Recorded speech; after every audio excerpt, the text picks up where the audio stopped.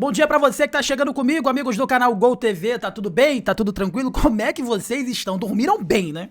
Eu tenho certeza absoluta que vocês dormiram bem pra caramba depois desse triunfo do Bahia contra a equipe do Atlético Paranaense, um triunfaço. Acabei de tomar um banhozinho aqui pela manhã, porque eu falei, preciso estar cheiroso de banho tomado pra fazer esse vídeo do Bahia, porque eu preciso falar algumas coisas sobre Léo Vieira, sobre Acevedo, preciso falar sobre Luciano Juba, preciso falar sobre Everton Ribeiro, Everaldo e também Rogério Ceni, depois do triunfaço. E pra finalizar eu vou falar sobre Bahia e Palmeiras, Palmeiras e Bahia. O Bahia vai enfrentar o seu, vamos dizer assim, o seu maior freguês dos últimos anos, e é o jogo que pode ser o jogo da virada, pode ser o jogo da virada de chave. Isso e muito mais desse vídeo. Você que tá chegando comigo, deixa o seu like, inscreva-se que é importante demais pra gente, é muito importante pro nosso crescimento. Eu sou o jornalista, mas é o canal Gol TV. Vamos às informações de hoje.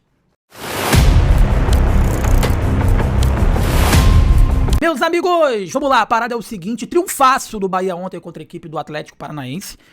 O Bahia dominou o jogo, baixou um pouco as linhas, mas soube sofrer, encaixou contra-ataques, né? E teve algumas pessoas que falam, porra, mas tu criticou o jogo contra a equipe do Remo? Lógico, porra, perdeu de 4-1, o que eu falei? Que eu elogie?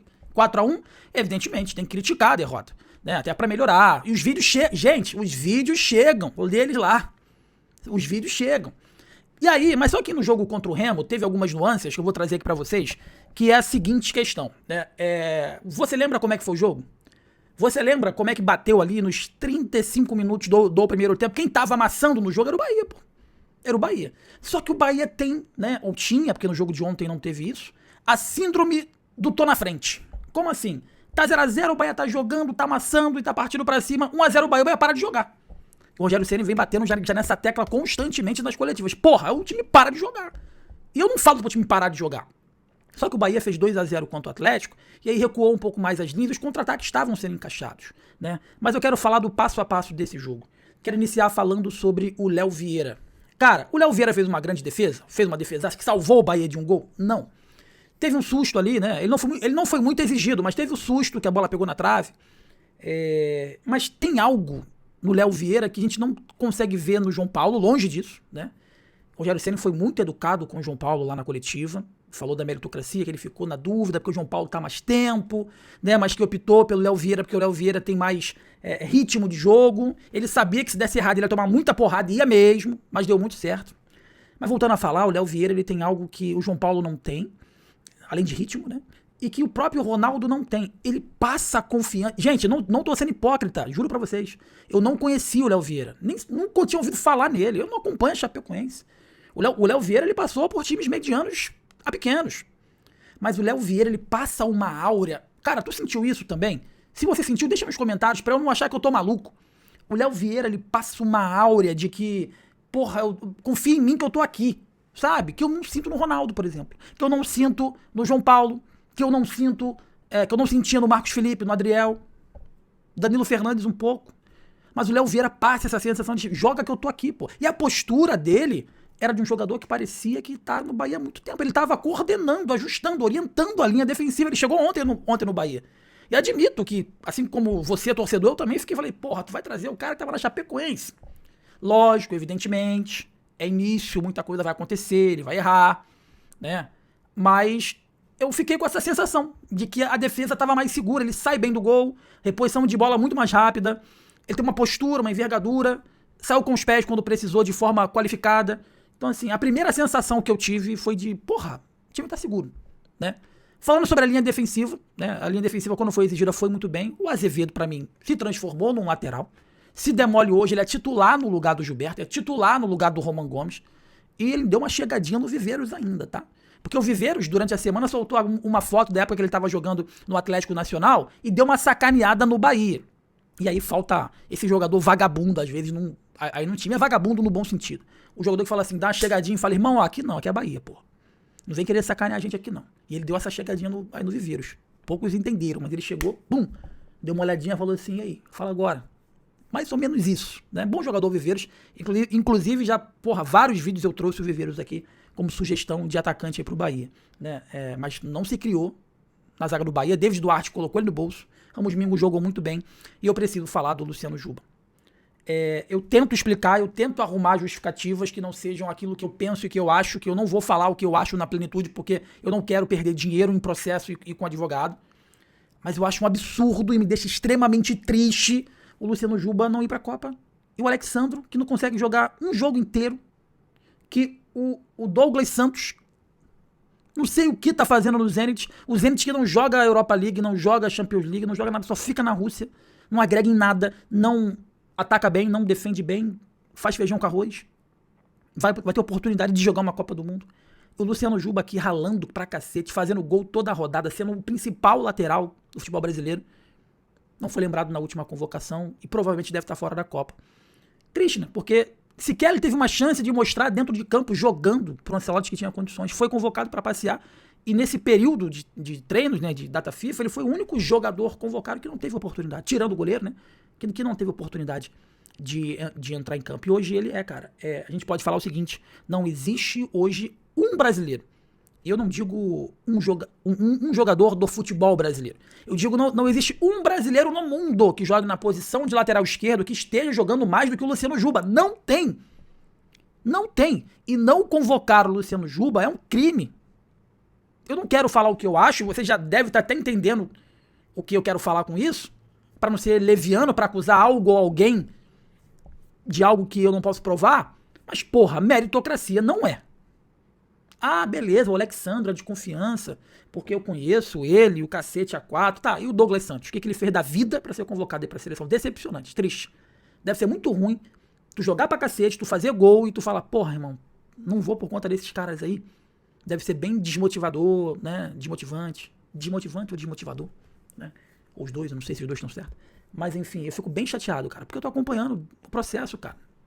Ele é um cara que consegue jogar de ala, consegue jogar de lateral, ele defende bem, ele ataca bem, ele finaliza bem, sabe?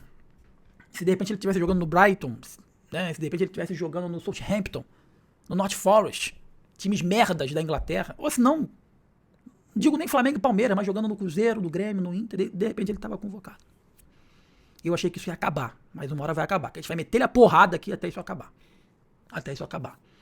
Passando pro meio campo, o Jean Lucas fez um bom jogo, o Alexandre fez um bom jogo, né? O Jean Lucas fez um jogo muito bom, o Alexandre fez um jogo mediano. Everton Ribeiro é sacanagem, né?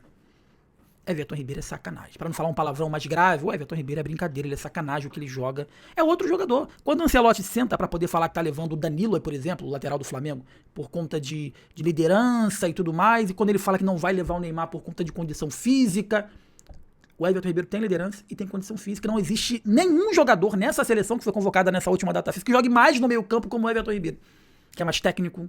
Não tem. Não tem. Se o Everton Ribeiro estivesse jogando o que ele está jogando agora, no Brighton, no Southampton, no Cruzeiro, no Flamengo, ele estaria na próxima Copa do Mundo. Estaria.